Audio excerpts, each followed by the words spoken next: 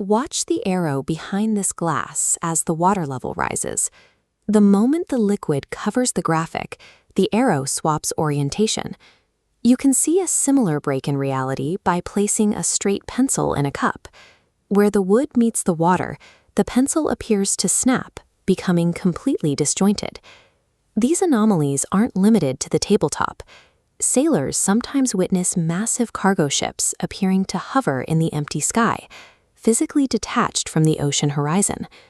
We fall for these illusions because of how the brain processes data. Our visual system is built on the assumption that light always travels from an object to our eyes in a perfectly straight line. These shifts in position demonstrate that light does not maintain a consistent path. When it interacts with different materials, it deviates from that straight line, while our eyes continue to look for one. To understand why we see things that aren't there, we have to look at what physically happens to light when it hits a speed bump in the environment. Light travels at nearly 300,000 kilometers per second, but it only reaches that peak velocity when it's moving through a total vacuum. In the physical world, light has a variable speed limit. Materials like glass, plastic, or water force it to slow down.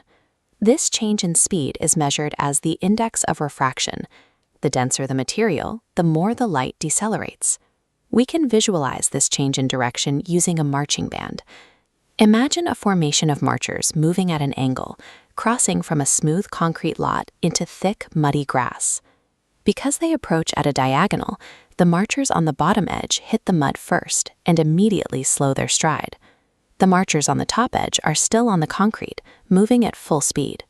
This difference in pace along the front line pulls the entire formation into a new angled trajectory. A ray of light entering water undergoes this exact physical pivot. The transition from air to a denser medium forces the path of the light to bend toward the perpendicular line of the surface. This explains the Act 1 anomalies. Our brain receives this bent light but projects a straight path backwards to find the source. It constructs a virtual image, like the flipped arrow, in a location that doesn't match the physical object. These common optical illusions are the result of the brain's inability to account for the physical deceleration of light. This mechanic scales up to the Earth's atmosphere.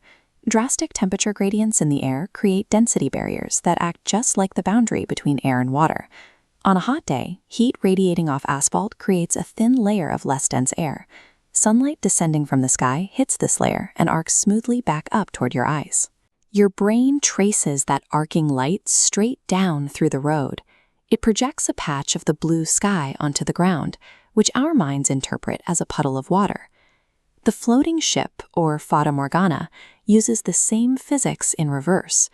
Cold air trapped low over the water creates a dense layer that bends light originating from a ship hidden below the horizon, arcing it downward toward an observer.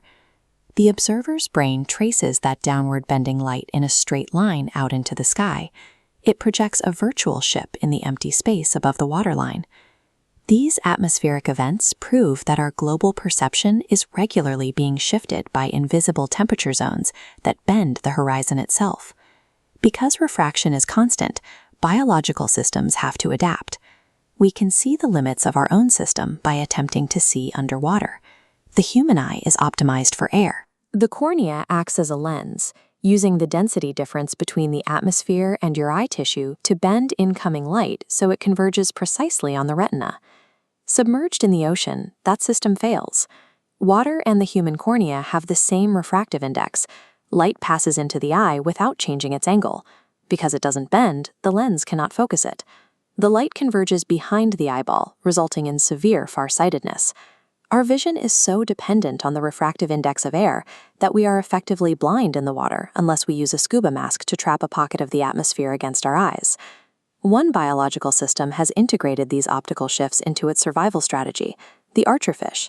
It hunts insects in the air while keeping its eyes submerged. This creates a constant barrier of bent light.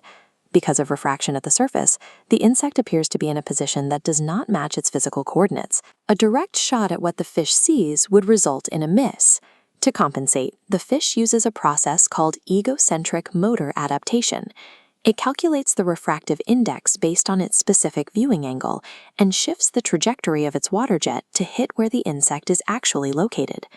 Recent studies show the fish accounts for more than just the surface distortion. It also makes real-time adjustments for wind speed and air resistance to ensure the jet remains on target. What we perceive as a direct view of the world is actually a reconstruction of light slowed, bent, and shifted by its environment. Survival in that world depends on the ability to decode the path the light took to reach us.